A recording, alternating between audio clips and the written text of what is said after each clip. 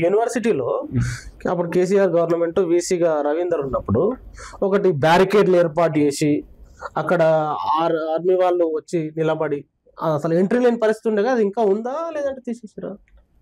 బార్కెట్స్ లేవు కానీ ఖచ్చితంగా అంటే ఇప్పుడు అలాంటి పరిస్థితి లేదు. కానీ పోలీసులు ఎప్పటికీ ఆర్ట్స్ కాలేజ్ ప్రాంగణంలో అయితే పోలీసులు ఖచ్చితంగా ఉంటున్నారు.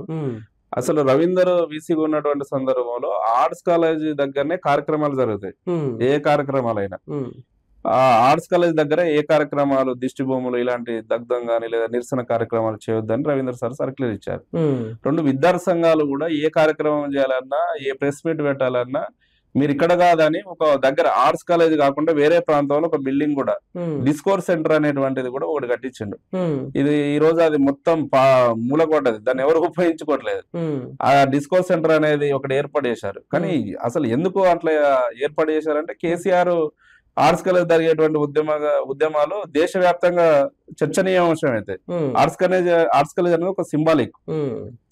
కాబట్టి దీన్ని చేయొద్దు, ఉద్యమాలను అణచేయాలనేటువంటి ప్రాంతంతో చేసిండు. కానీ అది ఆపలేకపోయిండు, అది సాధ్యం కాలేదు.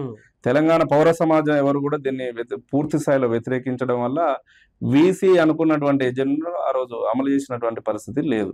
కాబట్టి అది విత్డ్రా అయిపోయింది.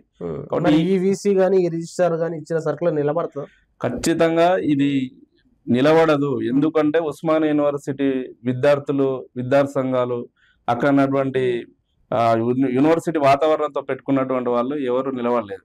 అది చరిత్రలో సత్యంగా నిలబడేది. ఉస్మానియా యూనివర్సిటీ విద్యార్థుల గొంతు నొక్కాలని అణచివేస్తే అది అసాధ్యం. కేసీఆర్ ఆ ప్లాన్ చేసిండో అది ఫెయిల్ అయిపోయింది.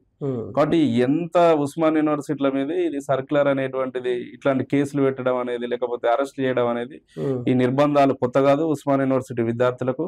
కాబట్టి ఇలాంటి సర్క్యులర్ ఇచ్చినా ఖచ్చితంగా ప్రజాస్వామ్యబద్ధంగా దీన్ని ఖచ్చితంగా విద్యార్థులుగా తెలంగాణ పౌర సమాజాన్ని అందరు కలిసి దీన్ని ఎదుర్కొంటాం అనేది చెప్పదలుచుకుంది.